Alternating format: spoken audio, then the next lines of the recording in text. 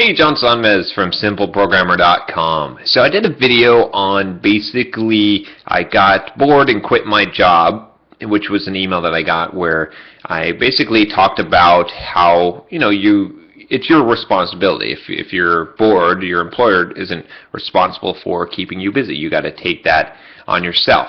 But I got a lot of responses from that, actually, a lot of positive responses, but a lot of people that said that they were in a similar situation and that the real cause of it, or really the underlying thing that was sapping their motivation, was a toxic work environment of some sort, and they felt stuck there. So I actually got quite a few of these kinds of emails. And so what I wanted to do was kind of give some advice on what I think is the best way to get out of that toxic environment, kind of my solution to this problem, and sort of describe the problem. I don't want to use a specific email here because I don't want anyone to be identified, even though I'm not using a name, because some of these environments that are toxic, it could be bad to be identified. So what I'm going to do is basically give you sort of some things that I've heard from multiple emails and different people in my own experience kind of combined together. So this is not a specific email, this is not a specific person, this is sort of just the general layout or problem domain, and then I'm going to offer a solution for this. So here's the problem domain, right? So basically you have some kind of a toxic environment. It might be caused by a variety of different problems. It might be your boss, right? It might be something having to do with a character defect of your boss. Maybe they're a micromanager, maybe they're dishonest, maybe there's some kind of morality issues going on, things like that, right? So whatever it is, it could be causing a toxic environment. It could be coworkers as well, backstabbing, right? All these kind of things where bad behaviors are sort of promoted, or being dishonest or doing things morally questionably is pretty much standard fare where you work. Someone might be stealing your credit for something that you've done, and that might have caused this sort of competition or problem that is difficult to deal with. Whatever it is, something has caused a toxic work environment, or maybe you've just discovered that you're in one. Now, the second part of this is basically you're stuck, right? If you are in a toxic work environment, you're probably staying there for some period of time for some reason. And what is that reason? Well, it could be because you live in a small town and so there's not a lot of jobs available. It could be because you can't find another job, or you don't have the skills to find another job and you're getting paid well, or maybe you're being overpaid in the position that you're at. You've got some kind of golden handcuffs. Or maybe it has to do with where your spouse is located. Maybe they work in the same town and they can't leave and that's your only other option. Or you just have to support your family and you just can't take any risks because you don't know if there's going to be another opportunity out there, or one as good as this one. And maybe you're getting good benefits, things like that, right? So that's sort of the second part of this. And then the third part of this is sort of what happens to you, right? So you're in this toxic work environment, you're stuck there. So then this is where I think a lot of people relate, is you get to this point of motivation is sapped, right? You don't care about the work. So you end up spending most of your days surfing the internet, hardly doing any work, hardly doing any code, and basically just getting by. You don't really have any motivation to produce anything, and you're kind of not really developing your skills all that much. But you'd like to get out, but it just seems very unappealing to do any kind of real work because you have no motivation because of the environment that you're in. So if this describes you, and I know it describes a lot of people because of the emails that I've gotten, then I'm going to try to offer you some advice for getting out of the situation, or what I would do in the situation. So the first piece of advice that I would offer is I would say what you need to start by doing is to start being as productive and working as hard as you can as possible. Now this might seem like some weird advice, like why am I telling you this? Obviously you need to get out of this situation. But here's the thing. You are only going to attract similar situations with what you're at right now. So whatever the reason, part of the fault is going to lie on yourself, right? You can't escape this fault. If you're not producing, if you're kind of surfing the internet all day and playing on Facebook and Twitter, regardless of what's going on out externally, to some degree you have to take ownership of that. And so you need to start by fixing what you can fix. So the best thing that you can do is you can be as productive as possible. Now, you say, well, I don't have motivation. How am I going to do this? And what's the end in this? But let's address the motivation part. So don't do this for your boss. Don't do this for your company. Don't do this for recognition or credit or anything. Do this for one simple reason, for yourself, right? This is a selfish thing. You're going to be productive not to make the company succeed, not to make your boss look good, not because you have aspirations of climbing the ladder. You're going to do it for one reason, which is that it's going to be good for you, and it's going to be like a training to develop your skills. So we're going to look 6 months out. We're going to have a 6-month plan here, right? And part of this plan is going to be as productive as possible during the 6-month period, to really find the motivation within yourself. And there's a strategy for this. There's a reason for this. So why are you doing this?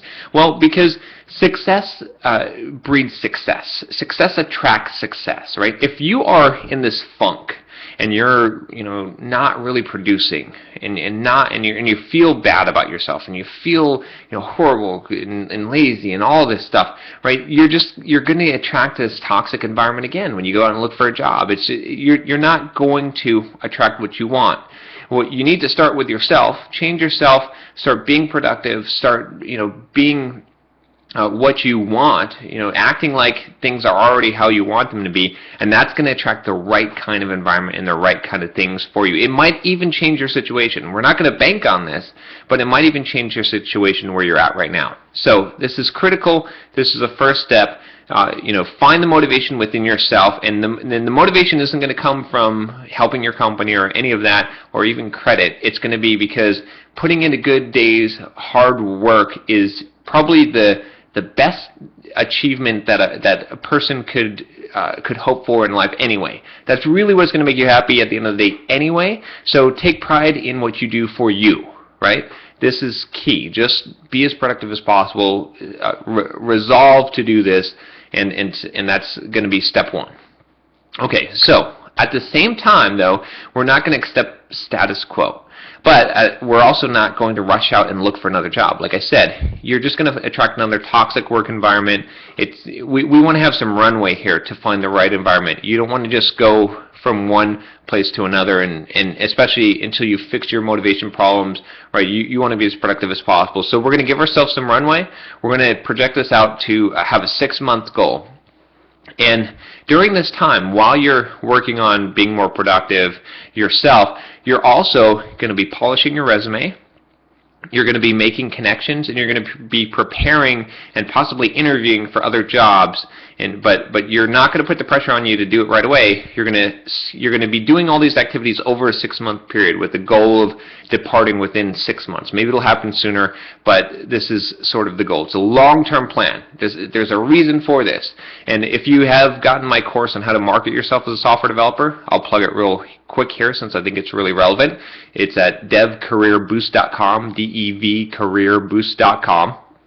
You can use those techniques at this time, right? So this is where start figuring out how to market yourself, how to network, build a blog, start promoting your content and yourself, and start building somewhat of a reputation.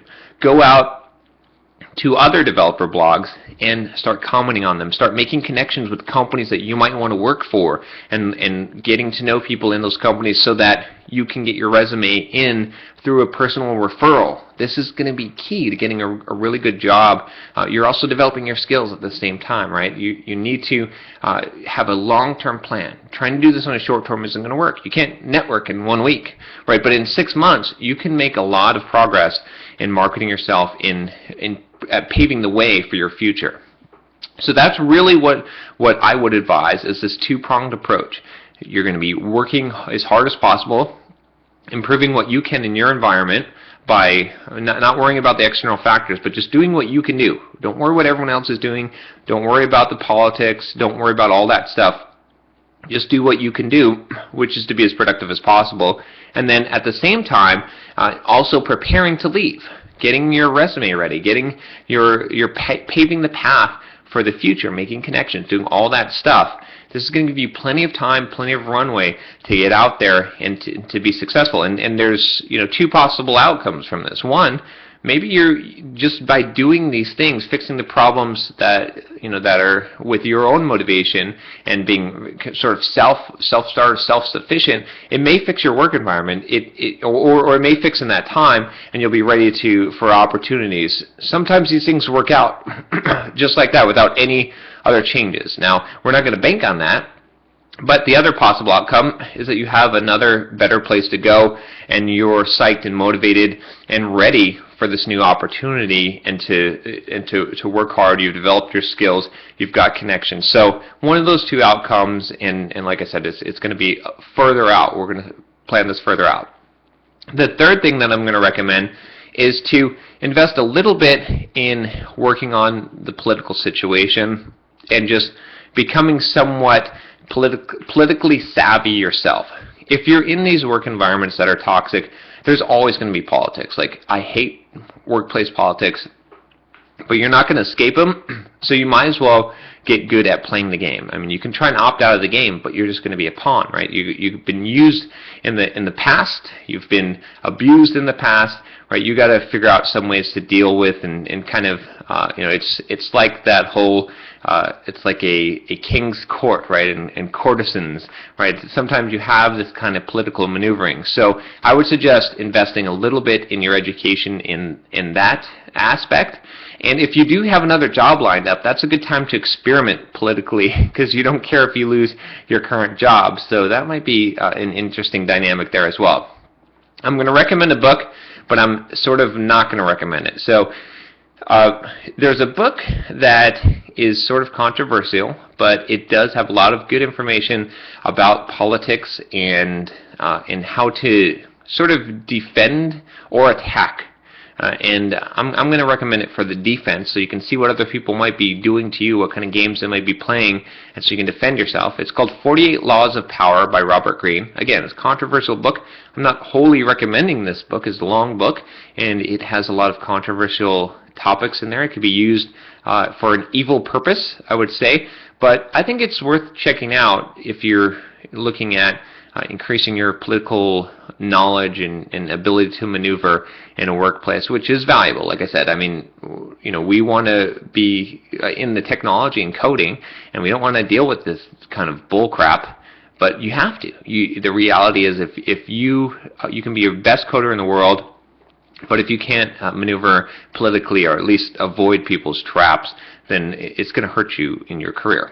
So hopefully that advice helps.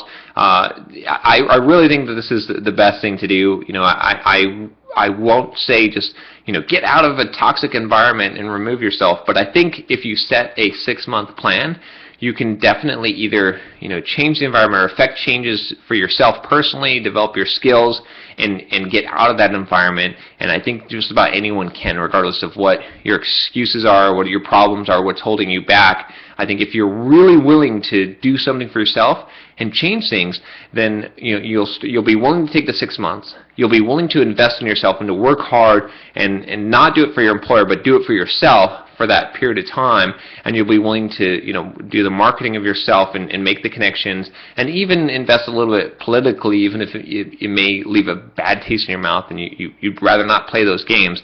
But if you really want to change your environment, it's up to you.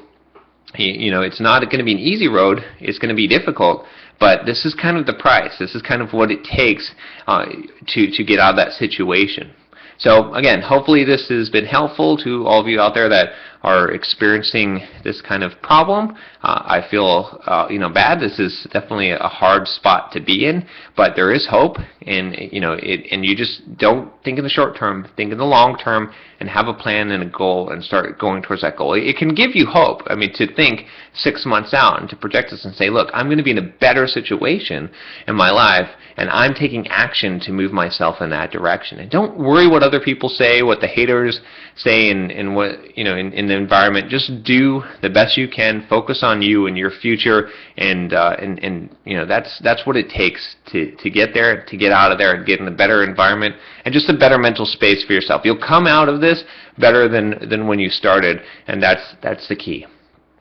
If you like this video, if you think this could help someone, please share it. I would appreciate that. Trying to reach more software developers. I don't think there's enough advice like this out there, and I think that I would like to help as many software developers as possible. If you liked this video, also consider subscribing to this channel. Then you'll get all my video updates every week as I release new videos. All right, take care, and I'll talk to you next time.